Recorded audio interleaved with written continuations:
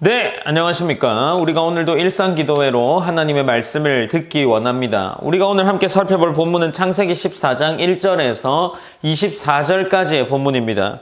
우리가 어제 창세기 13장에서 아브라함과 롯에 대한 말씀을 함께 나누었고, 아브라함은 자신이 믿었던 하나님의 약속을 믿은 삶의 모습을 보여주었고, 롯은 자신이 보기에 좋았던 결과를 선택하는 모습을 함께 나누었습니다. 오늘 그것에 이어지는 14장 본문에서는 아브라함과 롯의 선택의 결과가 어떤 모습으로 나아가는지를 보여주고 있습니다. 롯이 선택했던 소돔 땅은 풍족하고 평안해 보였지만 그 자리는 전쟁과 위기가 찾아오는 자리가 됩니다. 본문 14장 1절에서 12절까지는 꽤나 많은 이름들이 나오고 지명도 복잡하지만 핵심은 분명합니다. 강한 나라들이 연합해서 약한 도시들을 공격했고 그 전쟁의 한복판에 소돔과 고모라 지역이 있었다는 사실이죠. 4절에 보면 이렇게 기록하고 있는데, 이들이 12년 동안 그돌라오메를 섬기다가 제13년에 배반한지라 라고 하면서 계속해서 여러 족속들과 여러 땅들을 소개하고 있습니다. 그리고 나서 그 결과로 연합군이 쳐들어오게 되는데 결국 소돔과 고모라는 패하고 재물과 사람들은 빼앗기게 됩니다. 12절에서 특별히 강조되는 것은 이렇게 기록되어 있는데, 소돔에 거주하는 아브라함의 조카 롯도 사로잡고 그 재물까지 노략하여 갔더라라고 기록하고 있죠. 그러니까 지금 아브라함의 조카였던 롯도 사로잡혔다는 사실을 기록합니다. 롯은 풍요를 선택했지만 세상의 안정 속에 거하는 것에 성공하지 못한 모습을 보이는 거죠. 그 자리는 가장 먼저 전쟁에 휩쓸리는 곳이 되었습니다. 그러니 세상의 풍요는 안전을 보장하지 못한다는 거죠. 이제 13절부터는 한 사람이 도망하여 아브라함에게 롯의 소식을 전하는 장면이 기록되어 있습니다. 그 소식을 들은 아브라함은 망설이지 않습니다. 14절에서 아브라함이 그 조카 롯이 사로잡혔음을 듣고 나서 자신이 318명의 훈련된 자들을 끌고 추격하는 모습을 기록하고 있습니다. 이 숫자로서는 당시 결코 작은 숫자는 아니죠. 한 사람이 훈련된 사람들로 데리고 있었던 숫자가 318명이라는 것은 작은 숫자가 아니지만 전쟁 연합군을 상대하기에는 어쩌면 턱없이 부족한 수였습니다. 아브라함이 나섰다는 것은 가족을 외면하지 않은 책임, 그리고 하나님이 주신 약속을 가진 사람으로서 현실 앞에 믿음의 행동을 보이는 태도라 할 수 있습니다. 그러니 지금 아브라함이 그곳으로 간 행동은 믿음이라는 것이 제단 앞에만 있는 것이 아니라 삶에서 행동으로 나타난다는 것을 보여주는 거죠. 이제 15절에서 16절은 아브라함이 밤에 사람들을 나누어 기습하고 마침내 승리를 거두게 되는 장면이 기록되어 있습니다. 그리고 16절은 그 결과를 한 문장으로 기록하면서 이렇게 이야기합니다.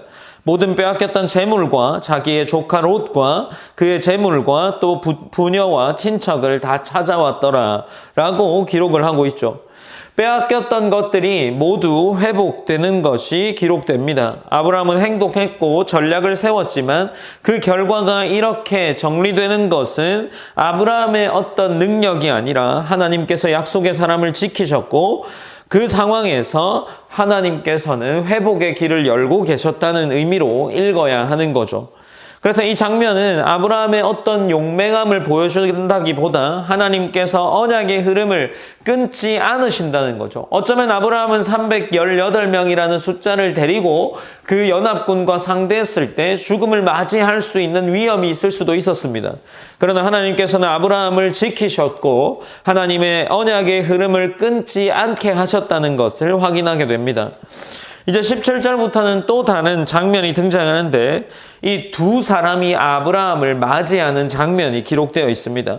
먼저는 살렘 왕 멜기세덱이라는 인물이 등장을 합니다. 이 살렘왕 멜기세덱은 18절에서 지극히 높으신 하나님의 제사장이라고 소개되어 있는데, 이 멜기세덱은 매우 신비로운 인물로 말씀에 등장하지만 그것에 대해서는 지금 설명하지 않겠습니다. 말씀에서는 이 멜기세덱을 살렘 왕으로 소개하고 그가 떡과 포도주를 가지고 아브라함을 환대하고 그를 축복하며 나아갑니다. 본문에서는 그의 역할이 분명합니다. 전쟁에서 승리한 이 아브라함이 자신이 누구의 도움으로 그 승리를 얻었는지를 다시 확인할 수 있도록 하는 사람인 거죠. 멜기세덱은 아브라함을 축복하면서 천지의 주제이시오 지극히 높으신 하나님께서 아브라함에게 복을 주옵소서라는 선포를 합니다.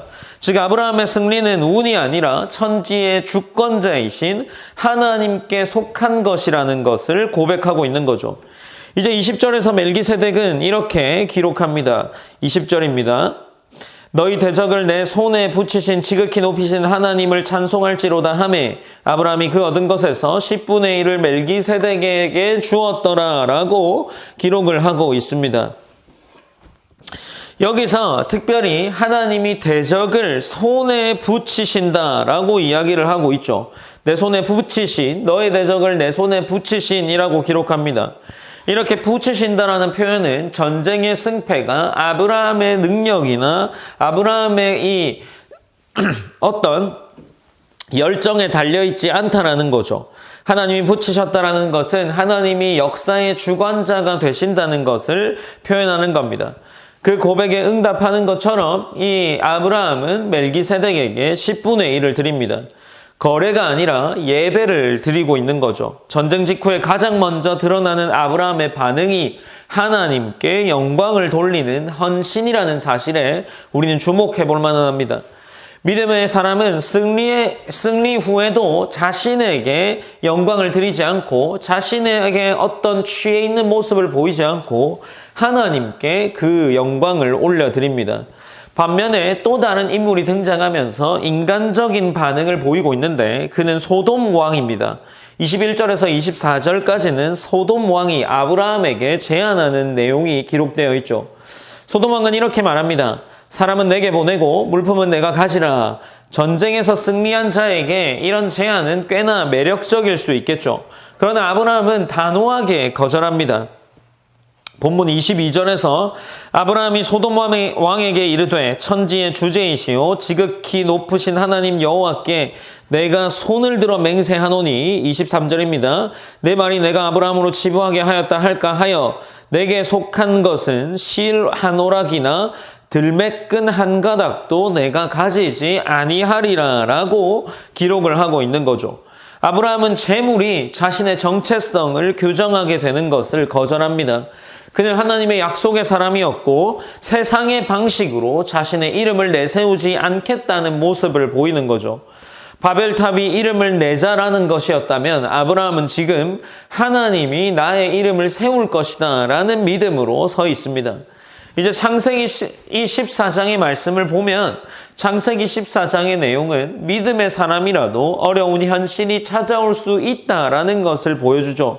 그러나 동시에 하나님은 그 현실 속에서 약속의 사람을 지키시고 예배의 자리로 그 사람을 이끄십니다.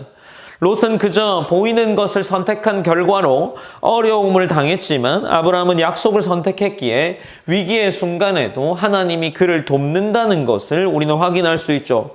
전쟁 이후에도 마찬가지입니다. 아브라함은 전리품이 아니라 하나님의 영광을 선택했고 하나님을 예배하는 모습을 보이고 있습니다.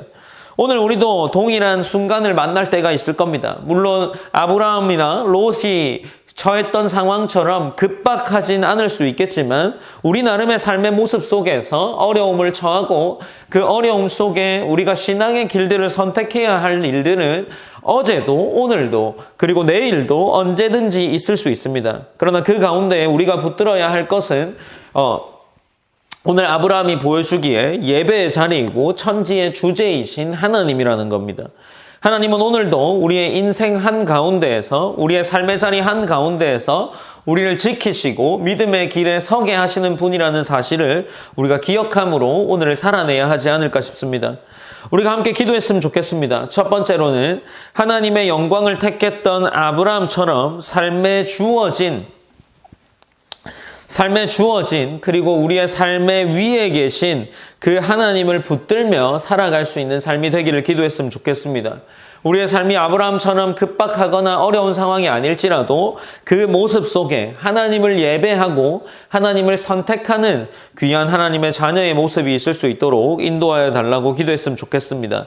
그리고 두 번째로는 아브라함을 지키신 하나님, 그리고 자신을 신뢰하는 하나님의 자녀들을 지키시는 하나님, 그 하나님을 우리가 붙들고 하나님께서 우리의 삶 또한 지켜나가시고 우리에게 주시는 수많은 것들도 하나님이 선한 것으로 채우신다는 사실을 기억하면서 그렇게 나아갔으면 좋겠습니다. 우리가 이러한 기도의 제목들로 기도하면서 우리의 삶이 조금 더 이 성경에 기록된 인물들처럼 하나님을 의지하는 자의 모습으로 살아낼 수 있는 귀한 하루가 되기를 기도하셨으면 좋겠습니다. 제가 기도함으로 오늘 일상 기도회를 마무리하겠습니다. 사랑의 하나님 감사합니다. 하나님, 우리가 오늘도 일상기도회를 통해서 하나님을 예배하며 또 하나님을 기억하는 시간을 가집니다. 하나님, 우리의 개인의 경건의 시간이 더욱더 복된 시간이 될 수 있게 하시고 이 기도의 제목들을 통해서 매일매일 기억하는 하나님이 우리의 삶의 주관자 되시고 또 천지를 창조하신 하나님이 우리의 삶의 질서 가운데 우리의 삶의 질서를 세워나간다는 사실을 기억할 수 있도록 인도하여 주시옵소서. 아브라함이 하나님을 신뢰했던 것처럼 우리 또한 하나님을 신뢰하는 귀한 하나님 자녀가 될 수 있도록 인도하여 주시옵소서. 모든 영광 하나님께 올려드리며 살아계신 예수님의 이름으로 기도드립니다. 아멘.